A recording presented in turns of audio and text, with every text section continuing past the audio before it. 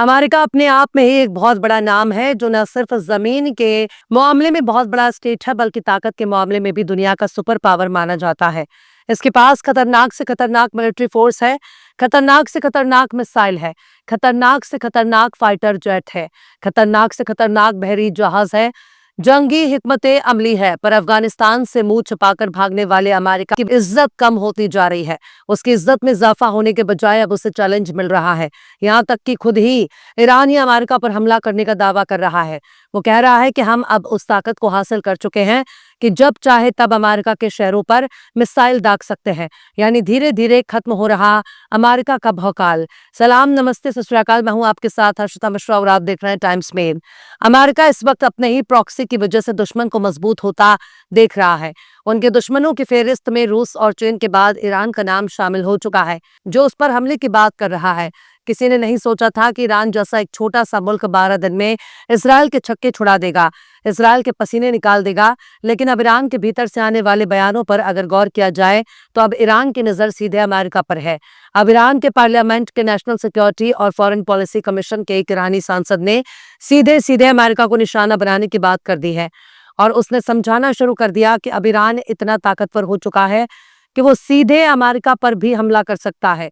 वो Washington, New York और दूसरे अमेरिकी शहरों को भी निशाना बना सकता है। अफगानिस्तान से दम दबाकर भागने के बाद अमेरिका की अब यह हालत हो गई है कि उस पर ईरान जैसा एक छोटा सा मुल्क हमले की बात कर रहा है। ईरानी पार्लियामेंट के नेशनल सिक्योरिटी और फॉरेन पॉलिसी कमीशन के सांसद अमीर हयात मुकद्दम ने कहा, ईरान समंदर के साहिली इलाकों से अमेरिकी शहरों को निशाना बना सकता है और यूरोपियन ममालिक तो पहले से ही ईरानी मिसाइलों की जद में है।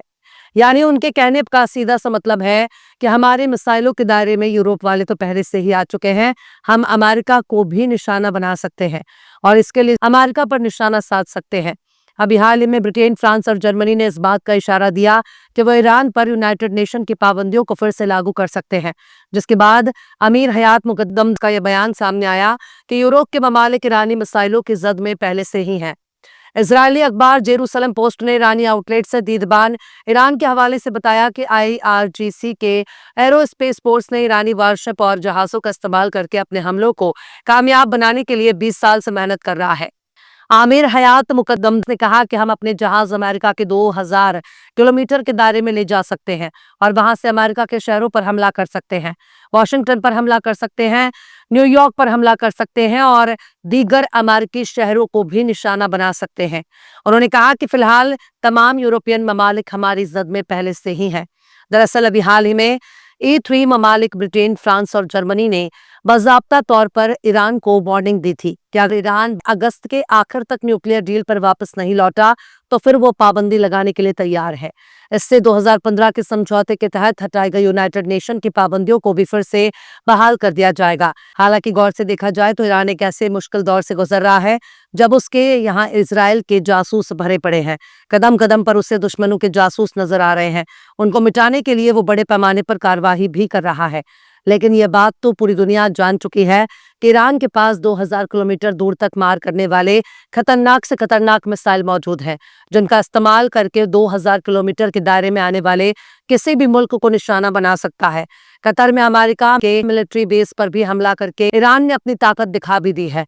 वहीं अगर मिडिल ईस्ट की बात हो और गजा की बात ना की जाए तो सब कुछ बेकार नजर आता है। टाइम्स ऑफ इजराइल ने बताया कि हमास ने सीज फायर डील को कबूल कर लिया, लेकिन अब इजराइल के वजीर आजम बेंयामिन नेतन्याहू ने अपनी टांग अड़ा दी है और डील को मानने से इनकार कर दिया। इसमें 60 दिन का सीज फायर और 10 जिंदा कैदियों की रिहाई भी शामिल है। समझौते की खबर आने के बाद एक इजरायली अफसर ने टाइम्स ऑफ इजराइल को बताया कि इजराइल को हमास का मसौदा हासिल हो गया है, लेकिन नेतन्याहू ने हमास के जवाब को सिरे से खारिज कर दिया है और इशारा दिया है कि इजराइल फिलिस्तीनी इलाके के सबसे बड़े शहर पर कब्जा करेगा और उसकी आबादी को दक्षिण में ट्रांसफर करने की अपनी प्लानिंग पर आगे बढ़ रहा है। नेतन्याहू ने कहा कि हम साफ देख सकते हैं कि हमास काफी दबाव में है। मतलब आप सोच सकते हैं कि यह तमाशा 2 साल से ऐसे ही चल रहा है। कई मामलों में ऐसा देखा गया कि हमास सीज फायर डील के लिए तैयार भी हो जाता है, पर बाद में नेतन्याहू अपनी शर्त अलग से थोपने लगते हैं, जिसके बाद डील खत्म हो जाती है। कभी इजराइल तैयार होता है तो हमास तैयार नहीं होता। लेकिन अक्सर यही देखा जाता है कि ज्यादातर मामलों में डील मंजूर होने के बाद अंत में नेतन्याहू अपने शर्तों को घुसेड़ने लगते हैं ताकि ये डील ही ना हो सके। कई बार तो देखा गया है कि हमास तमाम कैदियों को छोड़ने की बात करता है, लेकिन नेतन्याहू कुछ ही कैदियों को छोड़ने की शर्त रखते हैं। इससे साफ जाहिर होता है कि वो नहीं चाहते कि तमाम कैदियों की रिहाई मुमकिन हो, ताकि जंग खत्म करने के बाद उन्हें अपने ओहदे से इस्तीफा देकर इलेक्शन की तैयारी ना करना पड़े। इसके लिए वजीर आजम की कुर्सी ही बहुत जरूरी है। फिलहाल वो अपने ही मुल्क में अपने ही अवाम की हरकत का शिकार हो चुके हैं। अवाम के बीच में नेतन्याहू की कोई इज्जत नहीं रही। वो अपने ही लोगों के दुश्मन बन चुके हैं, जो अपनी कुर्सी के लिए अपने ही लोगों को मार सकता है। इजराइल में कदम कदम पर धरना हो रहा है, प्रोटेस्ट हो रहा है। नेतन्याहू को शक्ल दिखाना भी मुश्किल हो चुका है। लिहाजा नेतन्याहू के लिए जरूरी है कि वो जंग बढ़ाने का काम करे। जंग खत्म करने पर उन्हें इलेक्शन में जाना होगा और वो इलेक्शन में नहीं जाना चाहते। गजा पर कब्जे की उनकी प्लानिंग ने इजराइल के लोगों को भड़का दिया है। इजराइल के लोग नेतन्याहू को आतंकवादी कह रहे हैं। इतवार को होने वाले विरोध प्रदर्शन में एक बंधक निम्रोद कोहेन के वालिद यहूदा कोहेन ने तो नेतन्याहू को ही आतंकवादी कह दिया। उन्होंने कहा कि हम एक ऐसे आतंकवादी संगठन की गुलामी में रह रहे हैं जो अपने सियासी मकसद को पूरा करने के लिए हमारे बच्चों को वापस लाने से इनकार कर रहा है। निम्रोद कोहेन के वालिद यहूदा कोहेन ने कहा कि मेरा बेटा इसलिए तकलीफ झेल रहा है ताकि नेतन्याहू की सरकार गजा में बस्तियां बना सके, पर मैं अपने बेटे की कुर्बानी देने से इनकार करता हूं। उन्होंने कहा कि जब तक एक बड़े समझौते के तहत बंधकों को वापस नहीं बुलाया जाता, जब तक जंग खत्म नहीं होता, तब तक हालात बदलने वाला नहीं है। अगर नेतन्याहू सरकार ऐसा करने को तैयार नहीं है तो उन्हें इस्तीफा दे देना चाहिए और किसी ज्यादा जिम्मेदार शख्स को इसकी जिम्मेदारी देनी चाहिए। यानी इजराइल के लोग ही खुद के लिए नेतन्याहू को बहुत बड़े खतरे के तौर पर देख रहे हैं। वहीं अगर गजा के हालात का जिक्र करें तो गजा में अब तक 62,000 से ज्यादा लोग मारे जा चुके हैं। 1,56,020 से ज्यादा लोग जख्मी हो चुके हैं। फिलहाल अभी भी हमास और इजराइल के बीच तनातनी बनी हुई है।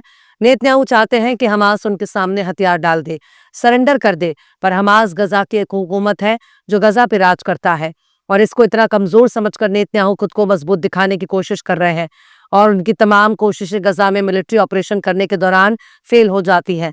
ये जंग कब खत्म होगा, ये सब कुछ अमेरिका पर ही टिका है।